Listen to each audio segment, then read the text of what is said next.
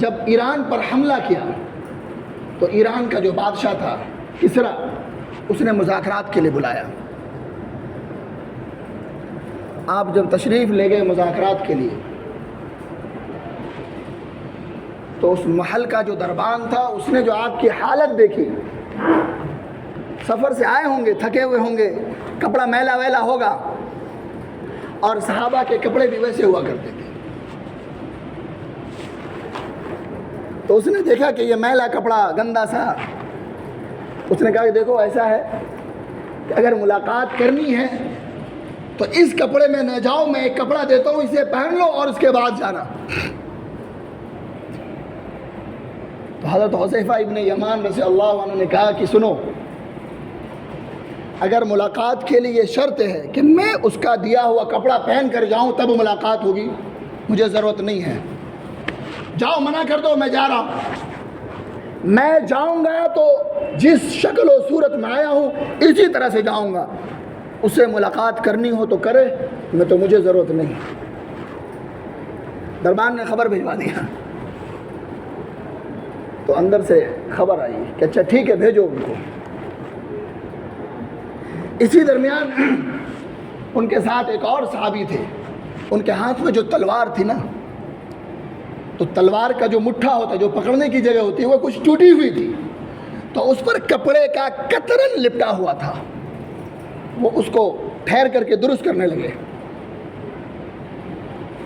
تو وہ جو دربان تھا وہ کہنے لگا کہ اسی تلوار سے ایران کو فتح کرو گے؟ انہوں نے کہا کہ تم نے تلوار دیکھی ہے، تم نے تلوار دیکھی ہے، تلوار چلانے والے بازو نہیں دیکھے.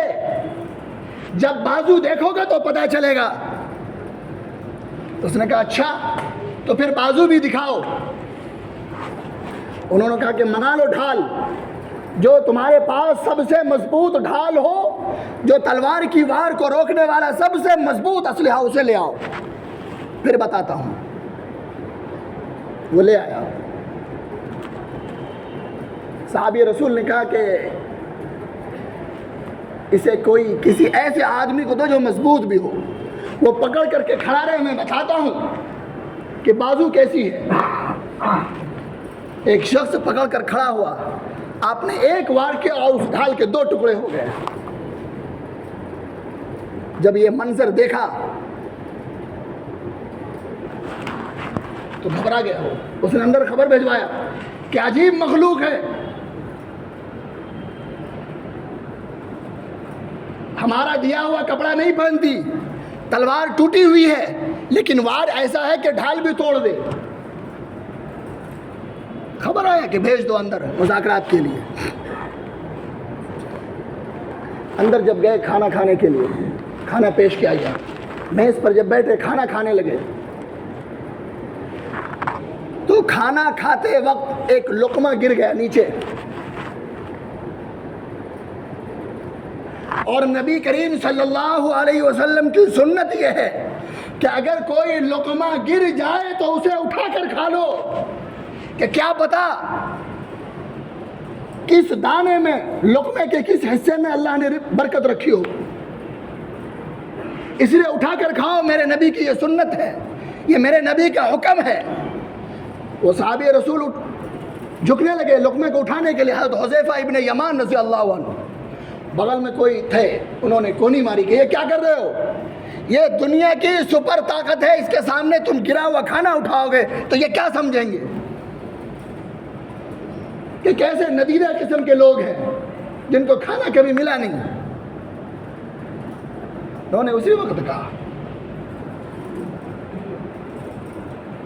کہا کہ کیا میں ان احمقوں کے لیے اپنے حبیب صلی اللہ علیہ وسلم کی سنت کو چھوڑ دوں؟ یہ الفاظ ہیں، میں ترجمہ کر رہا ہوں. اترک سنت رسول اللہ صلی اللہ علیہ وسلم لہؤلاء الحمقاء، کیا میں نبی کریم صلی اللہ علیہ وسلم کی سنت کو ان احمقوں کے لیے چھوڑ دوں؟ نہیں ہو سکتا.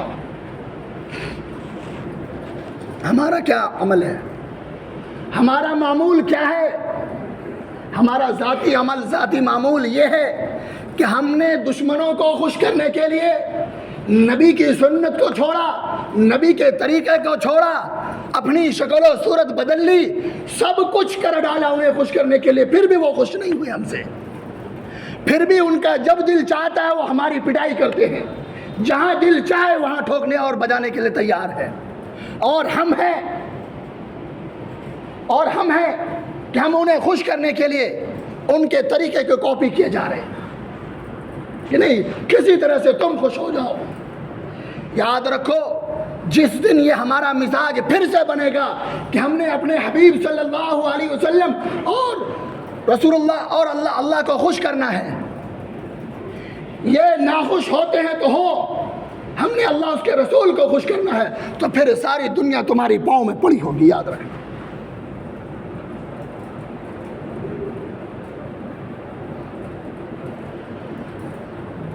جب ایران کے بادشاہ کے سامنے جب پہنچے ان کے دربار میں، تو اس کا جو مزاج تھا وہ مزاج یہ کہ بادشاہ کرسی پر ہوتا اور جتنے لوگ ہوتے وہ سارے کھڑے ہوتے۔ تو جب یہ وہاں پہنچے تو پہنچنے کے بعد انہوں نے کہا کہ میں محمد عربی صلی اللہ علیہ وسلم کا پیروکار ہوں،